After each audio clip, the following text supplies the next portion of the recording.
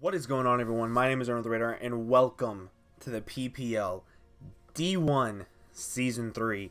Now, if you guys did not watch the team builder, a link will be in the description to go to it. Go watch it. I strongly urge you to go watch it, because if not, you're going to be like, Kelly, why in the hell are you doing this kind of stuff? And I'm just going to look at you like this. So you got to go watch it. I'm going up against Franc, coach of the team, FC Volcarona. Of course, this would not be an under the radar video if Skype did not go off. It's just the way it is. So let's go ahead and mute that. That's a little bit better. But like I was saying, I'm going up against Franc. He is not only a very good battler, but in my opinion, he's a unique battler because he doesn't make the plays that you initially think he's going to make. I know this from experience of watching him. I did my homework.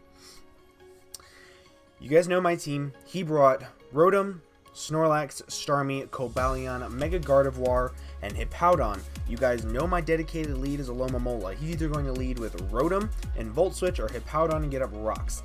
That is my mindset. So, with all that being said, let's go ahead and hop right into the battle. So as I was saying, he's going to lead off with his Hippo or his Rotom. It actually turns out he's going to be leading off with his Hippo. Now, this is kind of sort of awesome for me because that means I get up rocks, right? At least that's what I'm thinking. I get to get up rocks, I get to knock off his item and Waterfall, except he switches. He doesn't go for rocks. So my Magic Coat turn 1 does not happen the way I wanted it to, and he goes directly into Starmie. This sucks for a couple different reasons. Well, I didn't know what Starmie was until he switched in and he took Sandstorm damage, because now, after seeing the leftovers, I know that he's like a, I don't want to say a bulky Starmie, but he has some bulk-ish to him. So I don't think he'll be carrying Thunderbolt. I think he'll be carrying Recover, Rapid Spin, Scald, and Psychic. That's what I was assuming. So he's going to go for a Scald on my Alomomola. It does virtually nothing. He gets a crit. Still did nothing. As I go for the knockoff, and that does 50% to a Starmie. Right away, Starmie's leftovers are gone. He's very weak. It's very nice. He's going to recover right here. I know he is. It's very obvious. I don't have to risk a Scald Burn on anything I switch in because he is going to recover without a shadow of a doubt. He's going to recover. So I'm going to switch out in my Flygon. Reason being, if I go into Flygon, I can threaten it out with a U-turn because that's what Flygon does best, honestly, is he gains momentum and initiative in U-turn. I can also force in his Hippowdon so I can hopefully get up my rocks again. Well, he gets up his rocks, so I get up my rocks, is what I mean. So, like I said, he's going to withdraw, and he is, in fact, going to go into his Hippowdon. That's his instant check to my Flygon. I kind of sort of knew it from Team Preview, so I'm kind of going to take advantage of it and just click U-turn. Very simple. The reason why I didn't bring Mega Manectric to this match is for this reason exactly. I didn't want to have to deal with Hippo stopping my momentum. And I'm going to go right back into my Alomomola. I want my rocks.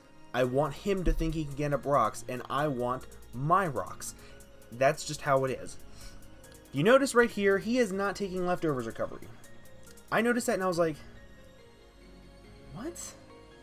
I had no idea what he was. I didn't know what he was doing. But, again, I'm going to go for Magic Coat. I want my rocks up. I'm not going to just let him get rocks up on my side of the field for free. So, the Sandstorm is going to subside, and he is going to Mega up. Now, real quick, I'm going to pause it right here. I stay in. I have a couple options. In my calcing, in my setup for this match, I had a couple things that I knew.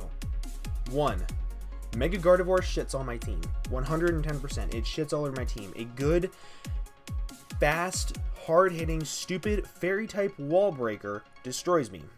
So, I can either go for Mirror Coat on the Hyper Voice, kill him, and be good to go.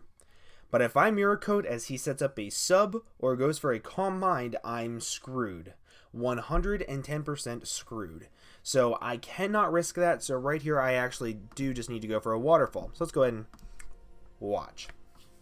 So he's going to Mega up, and he is actually going to go for the Taunt. Now, this is kind of sort of weird for me because I'm not carrying Wish. The only support move I have is Magic Coat, so it's not a big deal to me. I'm going to go for the Waterfall, and I'm going to get off 33-ish%. It is a guaranteed 3-8 KO. So right here he goes for the Hyper Voice. I wish I'd clicked Mirror Coat, but again, I could not risk him setting up a sub and going for a Calm Mind.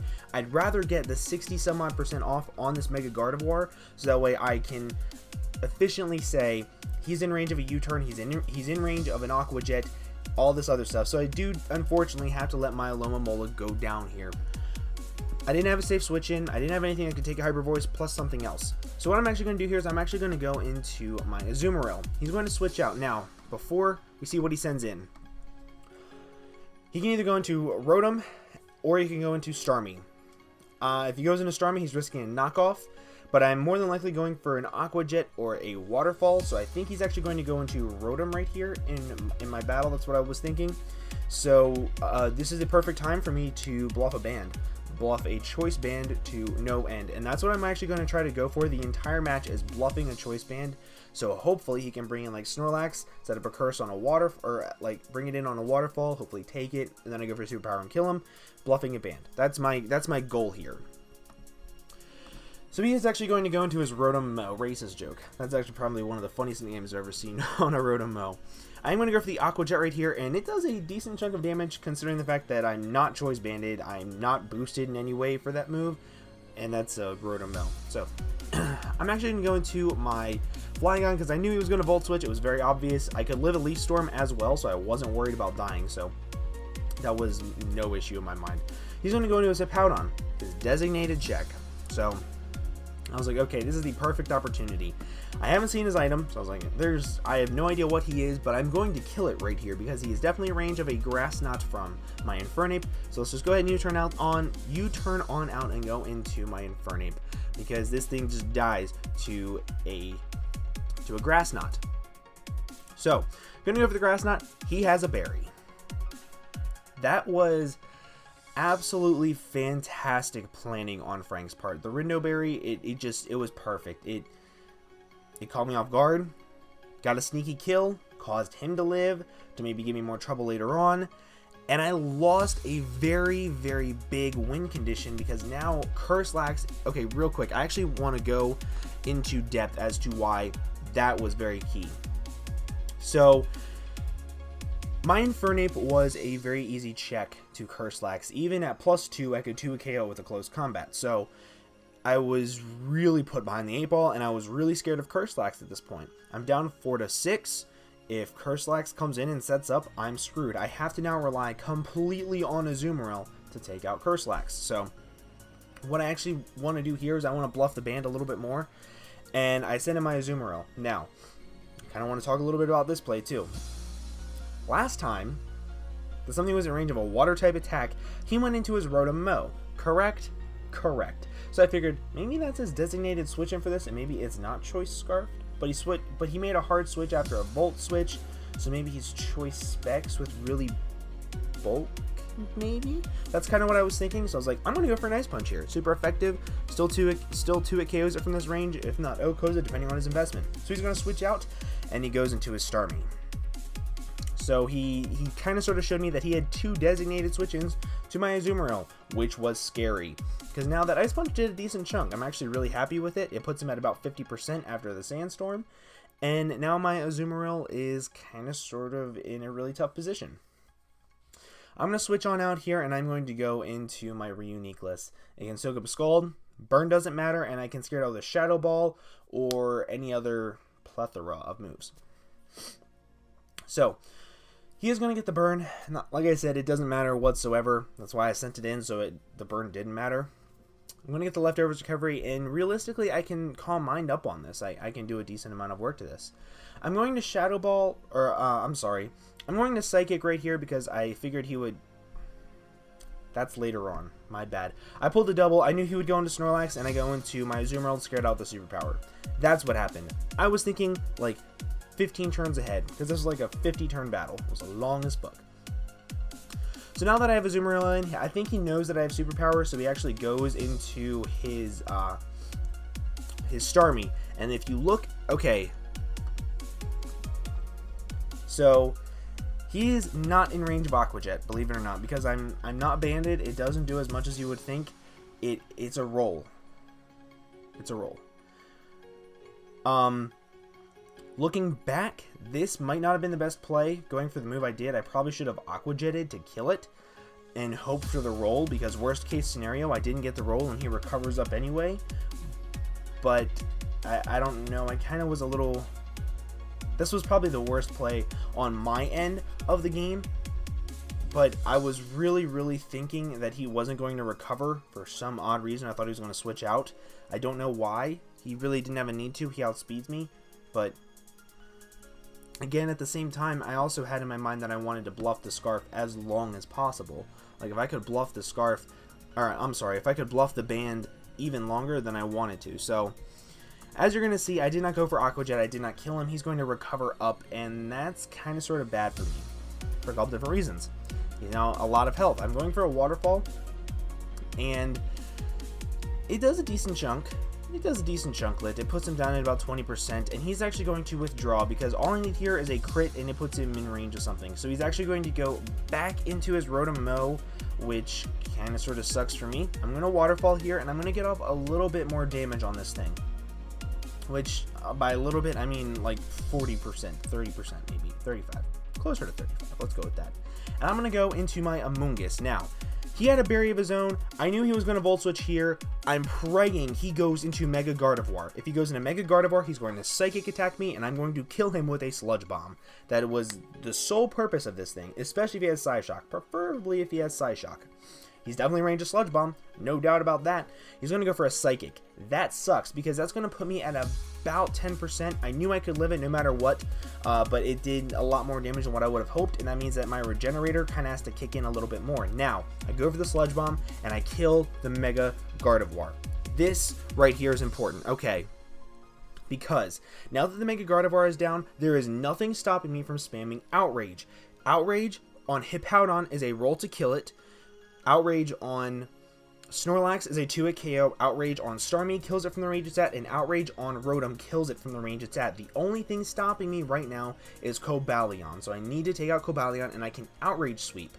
That is what I'm hoping to do right now. So I need to weaken the Cobalion. That's my next goal. Now that I got off the berry, I need to weaken the Cobalion. Speaking of Cobalion, here it comes. So Cobalion is kind of sort of a pain in the ass for me to deal with at this point in time, because I'm not at a decent enough health where I can take it. I figured he was going to go for a Volt Switch right there to try to gain a little bit of initiative, so that's why I went into Flygon. He actually sets up a Sub. Instantly, Sub Swords Dance. I knew it was right away. The second I saw Sub, I was like, he's going to Sub Swords Dance. I'm not going to let him do that. I'm going to Earthquake. If he Swords Dances, then that means I get to Earthquake him next turn and kill him, hopefully, depending on his investment. Or if he attacks me, I can live a close combat. It does less than 50%, so as you're going to see, he does go for the close combat, and it does about 45%. So that's perfect for me. It's exactly what I needed. He's also taken 20% or so, but after leftovers, it's closer to like 10, so that doesn't really matter. He's going to switch out into his Rotom. I know he is. Like, I'm going for Earthquake. He knows I'm Choice Scarfed. He's going to go into his Rotom. Like, there's not a doubt in my mind that he's going to go into his Rotom. So that's why I went into this. I wanted to scare him out with a Sludge Bomb. I know he's going to either Volt Switch or Hard Switch into his Snorlax. I'm going to Spore. I had to. Like, that's the only read that I could make. I had to predict here. Reason being, let's go ahead and talk about the Spore for a second. I Spored him. This means that he now he doesn't get to control his sleep turns. If he rests, he gets 2 turns of sleep no matter what. Now, he cannot control it.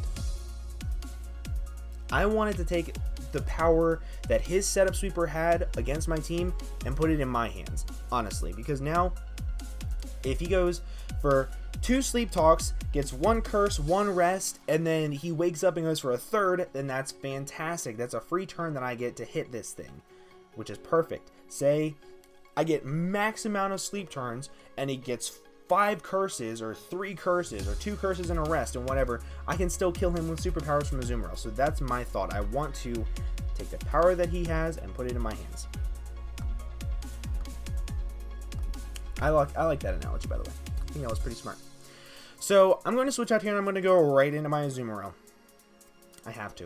I have to go right into my Azumarill for a couple different reasons. If he has Sleep Talk, he's going to go for it, but he switched out, so I think he doesn't have Sleep Talk, which is really weird. Does that mean he's Belly Drum?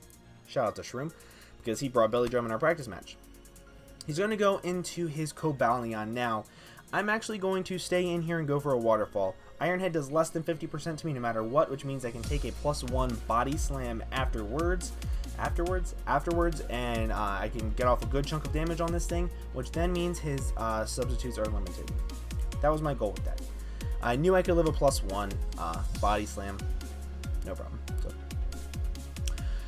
I'm actually going to switch into, wait, hold on. Yeah, I switch into my, I think it was Flygon here. No, I go into my Reunique list. This, like I said, this was a really long battle, but it was a fantastic battle nonetheless.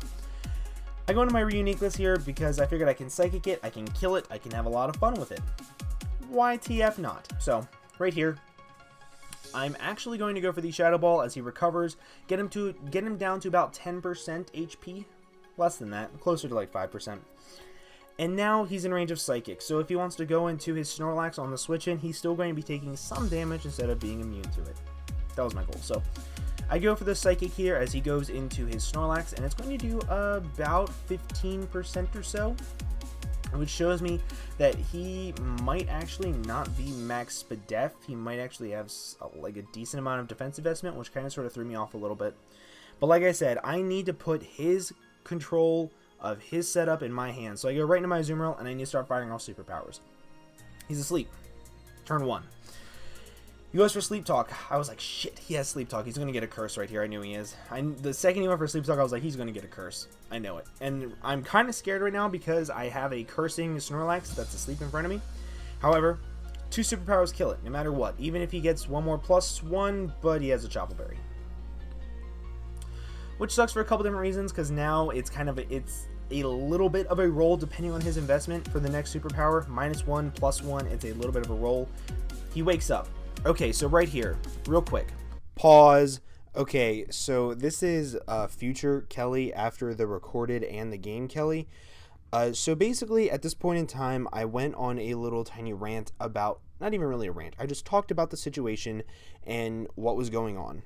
I did not really word it the best, so I'm going to reword it now. So, remember back when I said I wanted to put his setup in my hands? What I wanted to do realistically was I wanted to make it so he could not control when he goes to sleep, because the second that he rests up, he knows he has 2 turns of sleep. Now that I have spored him, he has no idea when he's going to wake up, so this now forces him to go for Sleep Talk, and when he wakes up and is still going for Sleep Talk, I get an extra hit in whenever that is. If it's turn 1 and he gets a turn 1 wake, which fuck me, then that's really bad.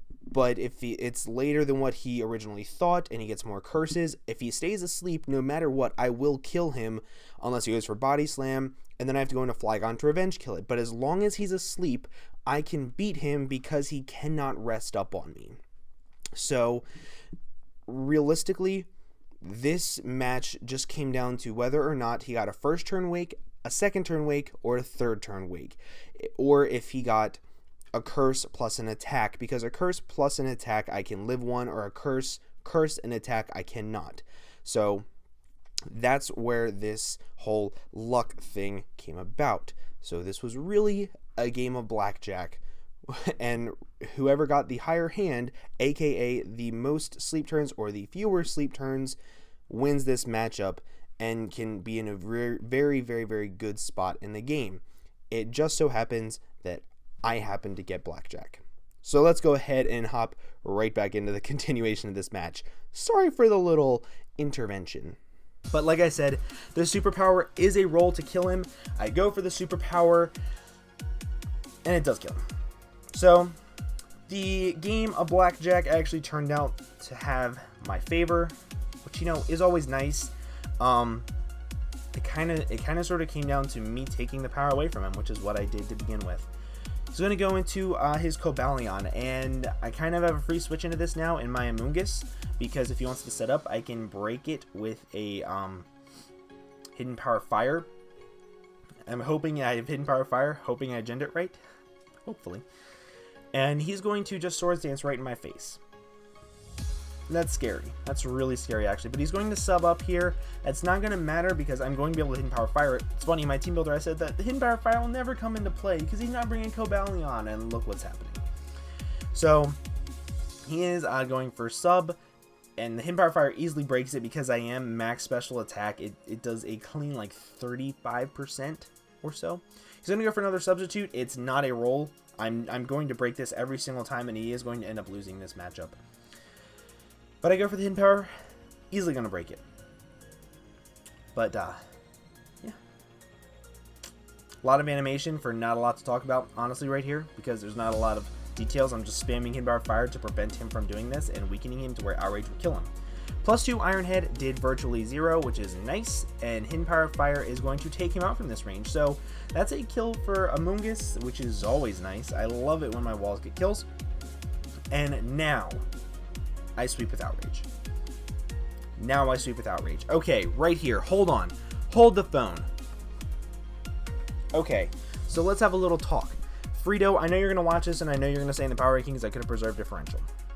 Because right now, it's 4-3.